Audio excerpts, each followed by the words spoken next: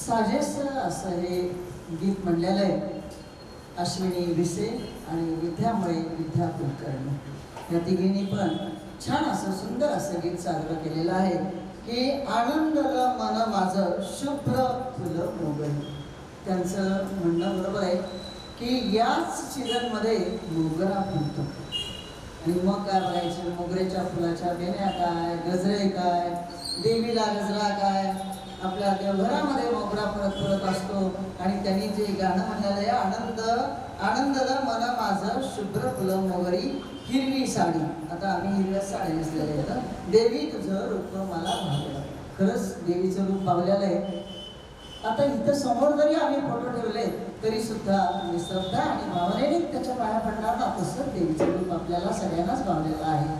आता यानंतर हे सर्व करत असताना देवी आलेली आहे, महिनाभर बसलेली आहे, अक्षतृतीया जवळ आलेली आहे आणि आपण तिची रोज पूजा करत असतानाच कधी महिना संपला कळलंच नाही.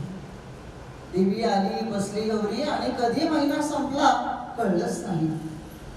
गौरी माता तिच्या घरी जाण्याची वेळ झाली.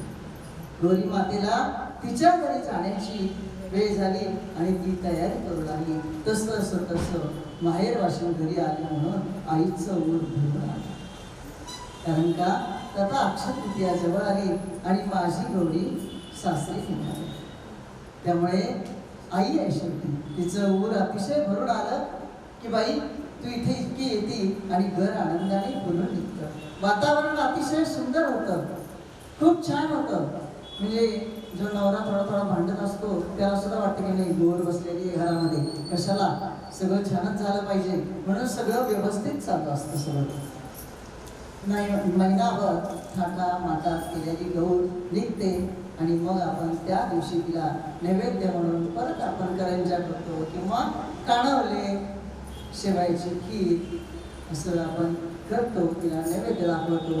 कारण काय, तिला आपण एकच मागणं मागत असतो आणि ते म्हणजे सर्वांचं क्षेम, सर्वांना आनंदी ठेव, सुखात ठेव, कुटुंब सुखी राहू दे आणि गौरी माते पुढल्या वर्षी तू लवकर माझ्या घरी ये. हे आपण तिला सर्व सांगतो, नमस्कार करतो, पाया पडतो आणि त्या पद्धतीने तिची बोलवण करतो. तर यानंतरचा जो कार्यक्रम आहे इथं हा गौरीची माहिती माझी संपलेली आहे. यानंतर आहे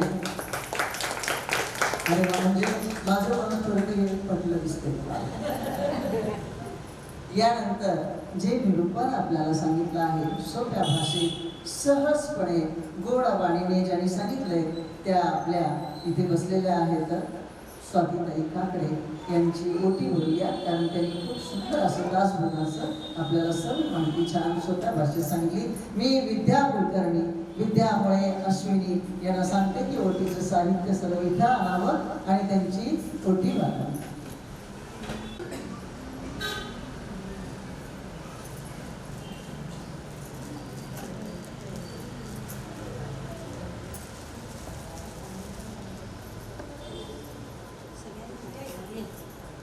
ताई थोडं मागं सर, हाताला हातलं बघायचं.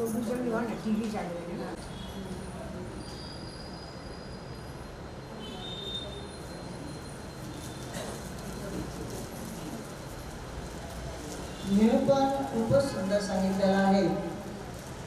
आपण स्वामीताईंची ओटी पण भरलेली आहे, ती त्यांनी स्वीकारली आहे.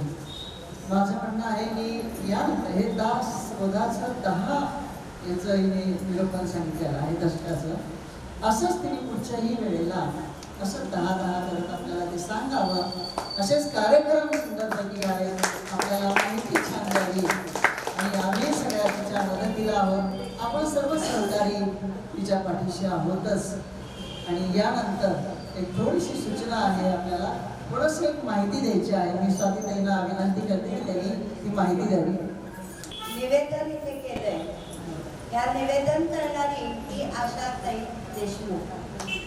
त्याला असं वाटतं की ती आपलं आहे छानपैकी, निवेदन उत्तम केलं, भाषा खूप छान. पण नुसतंच असं नाही, जरा इकडच्या टेबलाकडे बघितलं तर तुम्हाला कळेल तिने किती पुरस्कार मिळवलेले आहेत. उत्तम निवेदक म्हणून राम मंदिरामध्ये जे रामायणावरती जे 9 दिवस भजनं चालली, त्या भजनाचंही निवेदन तिनेच केलेलं आहे. तसंच सुदर्शन नागरिक संघामध्ये तिचा सत्कारही झालेला आहे आणि ते सत्कार आणि ते सगळे आम्ही तिथे पारितोषिक ठेवले. मी सखी स्नेह मंडळातर्फे तिचे खूप खूप आभार मानते, खूप खूप कौतुक करते आणि या 3 सख्या ज्या माझ्या आहेत त्या तिघींना विनंती करते. यांची नावं आता मी परत घेतले. अश्विनीताई विसे, विद्याताई कुलकर्णी, विद्याताई मुळे यांना विनंती करते की त्यांनी आमच्या तर्फे छोटासा सत्कार तिचा स्वीकार करावा. तसंच याच्यानंतर हा सत्कार घेऊन तिने त्या टेबलापाशी जावं आणि तिथे एक छानसा तिचा फोटोही काढावा.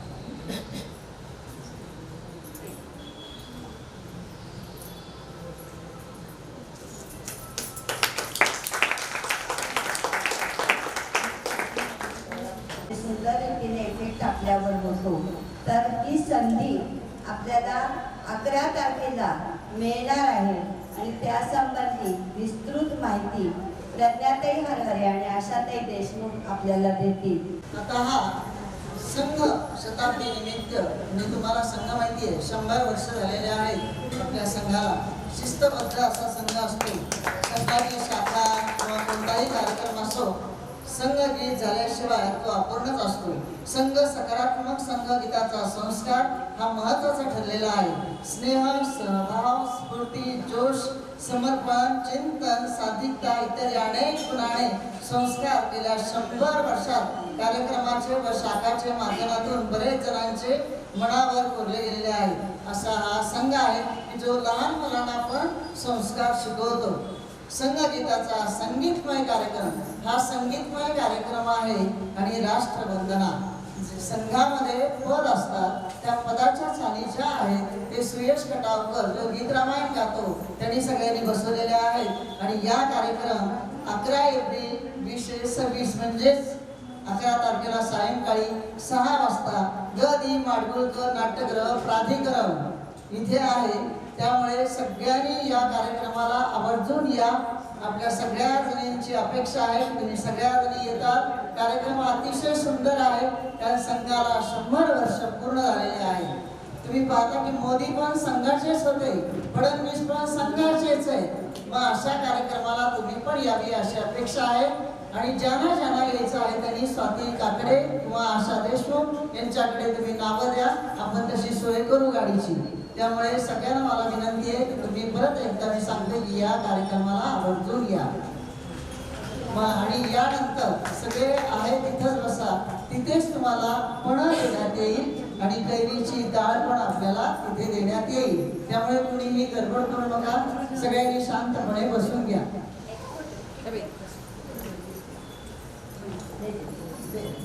आज आपल्या इथे साक्षात गौर आलेली आहे. अरे वा, कुमारी आलेल्या आहे. एकदा परत स्वागत करूया कुमारिकांचं आणि जोरदार टाळ्या वाजवा.